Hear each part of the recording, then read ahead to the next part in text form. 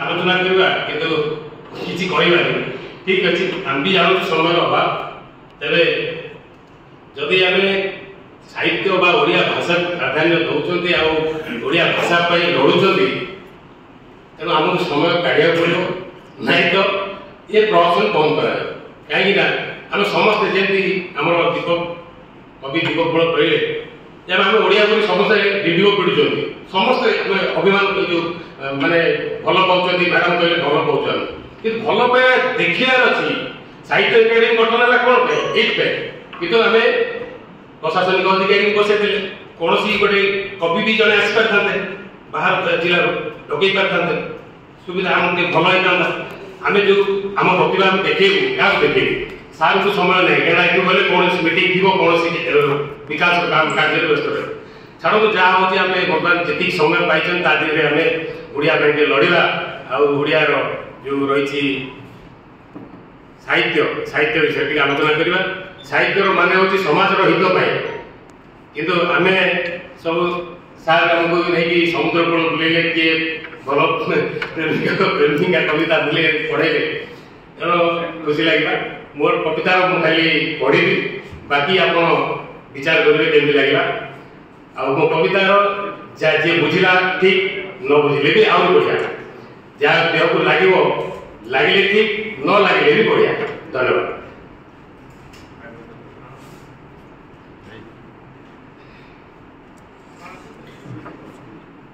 कवितार शीर्षक सॉरी मु निरंजन मल पेशारे सांबादिक मालकान जिलार कवितार शीर्षक विधाता निज भाग्य कहबटी हे महामानव सभ्य समाज तथाकथित ठिकादार क्षणिक सफा करी केवे निज आईन को कहबटी हे महामानव सभ्य समाज तथाकथित ठिकादार क्षणिक सफा करी केवे निज आईन को निज स्वच्छ प्रतिछवि को देखी भावुच कि तुम निर्मल निज प्रतिछवि स्वच्छ प्रतिछवि को देखी भावुच कि तुम निर्मल आंजुलाए पानी में धोई देख निज विवेकर दुई आखि पुतला को हलदू अड़िया आवर्जना होइछि समाज रे आच्छादित हलदू अड़िया आवर्जना होइछि समाज रे आच्छादित केही कहार नुहे एटी सभी व्यस्त निज स्वार्थ पूर्ति सभी एटी व्यस्त निज स्वार्थ पूर्ति एणे तेणे समस्ते करुछन्ति लोक देखाणिया समाज सेवार धंदा समाज सेवीर छाल उड़े स्वार्थ साधन करुछि दोब फर फर पोशाक द्रुत बाक्चतुरी जंजक माने सामाजिक गणमाध्यम प्रतिटी पृष्ठार देखा मिलती शह शह समाजसेवी तेरे कहीं एत दुष्कर्म हत्या बेविचार चली लुंठन बेपार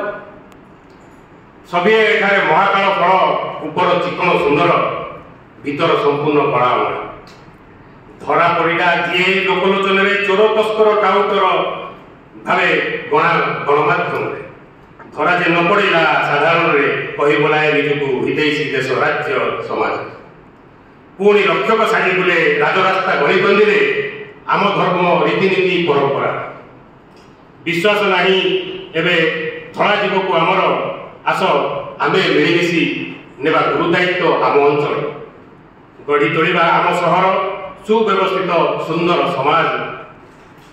विधाता होइबा निजे निज भाग्य। धन्यवाद।